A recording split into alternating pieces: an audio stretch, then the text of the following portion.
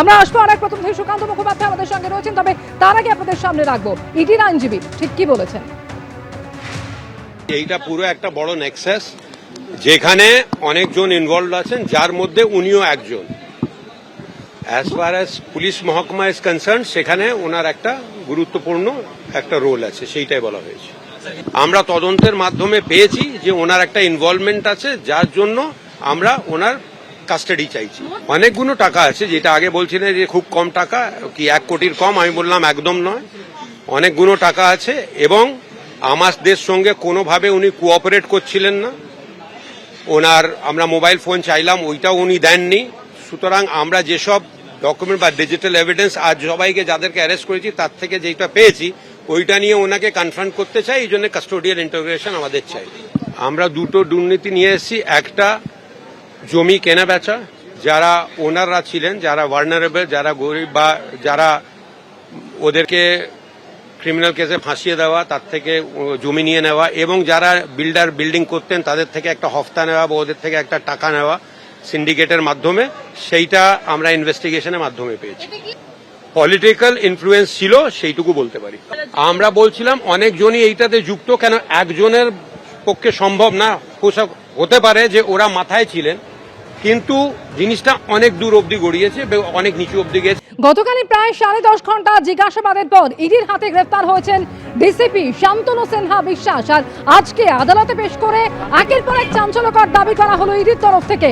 সোনা পাপ্পুদের সামনে রেখে কাউন্সিলরদের তোলাবাজির র্যাকেট চলতো, পুলিশ ম্যানেজ করতেন ডিসিপি শান্তনু সিনহা বিশ্বাস।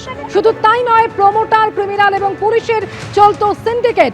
দুই প্রতিনিধি এই মুহূর্তে সরাসরি আমাদের সঙ্গে রয়েছেন প্রকাশ সিনহা এবং সুকান্ত মুখোপাধ্যায়। প্রথমেই প্রকাশের কাছে আসবো। প্রকাশ, একেবারে কিভাবে এই সিন্ডিকেট চলতো আর সেখানে কি ভূমিকা ছিল ডিসিপির, তা নিয়ে আদালতে ঠিক কি দাবি ইডির?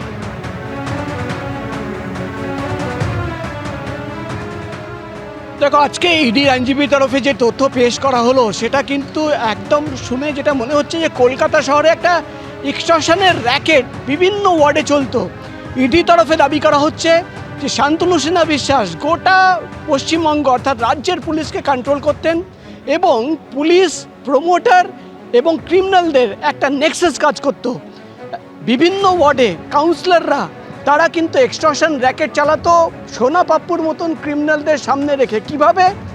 এক্সাম্পল দিতে গিয়ে ইডির আধিকারিকরা বা ইডির আইনজীবী তিনি সওয়াল করছেন যে বিভিন্ন ওয়ার্ডে যেটা তদন্ত করতে গিয়ে তারা পেয়েছেন যে কাউন্সিলররা যখনই কোনো প্রমোটার বা ডেভেলপার বাড়ি বানাতে যেত বা কোনো কনস্ট্রাকশন শুরু হতো, তাদের কাছ থেকে কিন্তু মোটা অঙ্কের টাকা চাওয়া হতো কনস্ট্রাকশন শুরু হওয়ার আগে। এমনকি পাইপলাইনের কোনো কাজ করার জন্য, প্লাম্বিংয়ের কোনো কাজ করার জন্য কিন্তু কাউন্সিলরকে টাকা দিতে হতো। টাকা না দিলে কোনোভাবে প্রমোটিং করা যাবে না। এবং এই পুরো বিষয়টা কারা করতো?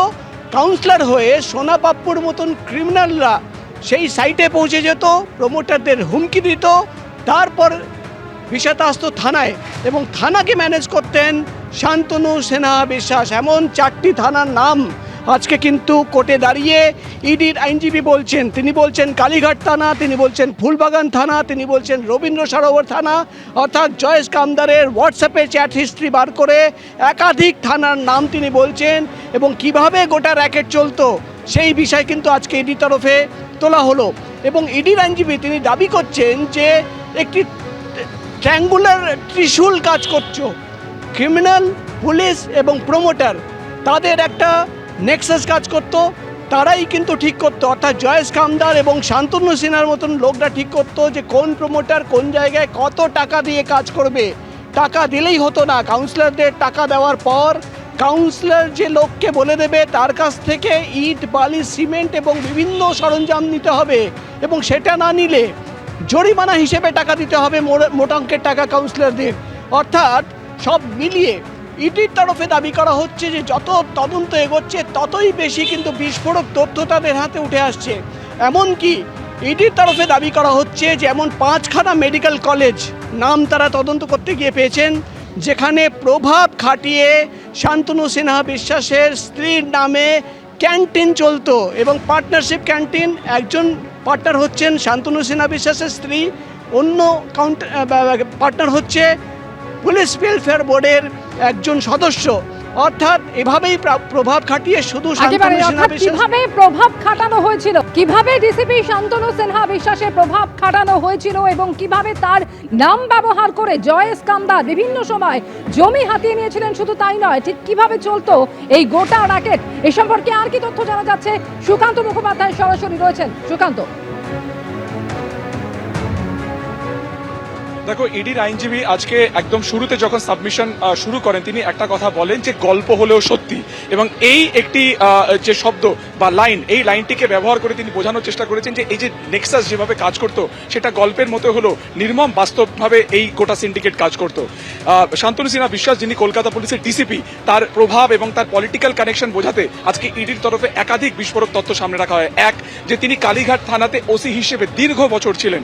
দ্বিতীয়ত, কলকাতা পুলিশের ওয়েলফেয়ার অ্যাসোসিয়েশনের তিনি চেয়ারম্যান পোস্টে ছিলেন এবং সেই চেয়ারম্যান পোস্টে থাকার জন্য তিনি একটা লিয়াজও মেনটেন করতেন রাজ্য পুলিশের সাথে কলকাতা পুলিশের।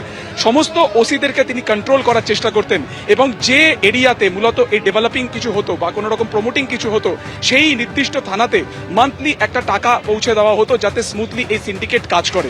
শুধুমাত্র তাই নয়, এই নেক্সাস তিনটে ভাগে কাজ করতো। প্রথম ভাগ তিনি বলার চেষ্টা করেছেন যে জয় কামদারের মতন ব্যবসায়ী যারা জমিকে চিহ্নিত করতো এবং নির্দিষ্ট পার্টি ধরতো, যে পার্টি মূলত এই এগ্রিমেন্টে রাজি থাকতো তাদের ক্ষেত্রে এটা কিছু হতো না, কিন্তু যে পার্টি মূলত এগ্রিমেন্টের বিরুদ্ধে যেত তাদেরকে একেবারে পলিটিক্যাল এবং পুলিশ কানেকশন দিয়ে তাদেরকে বাধ্য করা হতো। দ্বিতীয় দফাতে আসছে শান্তনু বিশ্বাসের মতন লোকজন যারা পুলিশের পদকে ব্যবহার করে এফআইআর দায়েরের হুমকি দিয়ে তাদের কাছ থেকে টাকা তুলতো, কিন্তু এরপরেও যখন তাদের কাছ থেকে টাকা পাওয়া যেত না বা তাদের এগ্রিমেন্টে আনা যেত না তখন সেক্ষেত্রে সোনা পাপ্পুর মতন গ্যাংস্টারদের কাজে লাগানো হতো।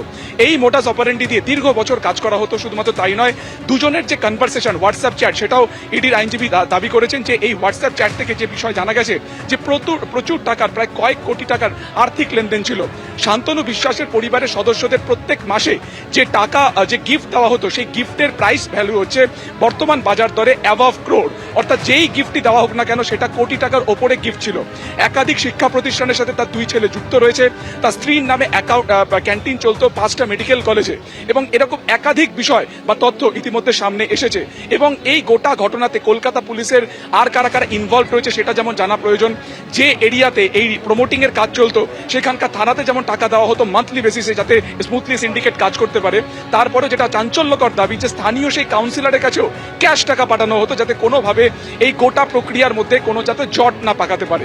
ফলত এই যাবতীয় বিষয় খতিয়ে দেখা প্রয়োজন, আর কারা ইনভলভ সেটা জানা প্রয়োজন, এবং সেই কারণে 14 দিনের ফুল টার্ম ইডির তরফে কাস্টাডি চাওয়া হয়েছে। এবং শুধুমাত্র তাই নয়, মুর্শিদাবাদে শান্তনু সিনহা বিশ্বাসের যে পৈতৃক বাড়ি রয়েছে সেই পৈতৃক বাড়ি রিনোভেশনের জন্য টাকা দেওয়া হয়েছিল প্রায় 2.5 কোটি টাকার মতন। এরকম একাধিক কোটি কোটি টাকার লেনদেন হয়েছিল শান্তনু সিনহা বিশ্বাসের সাথে জয় কামদারের। এবিপি আনন্দ, এগিয়ে থাকে, এগিয়ে রাখে।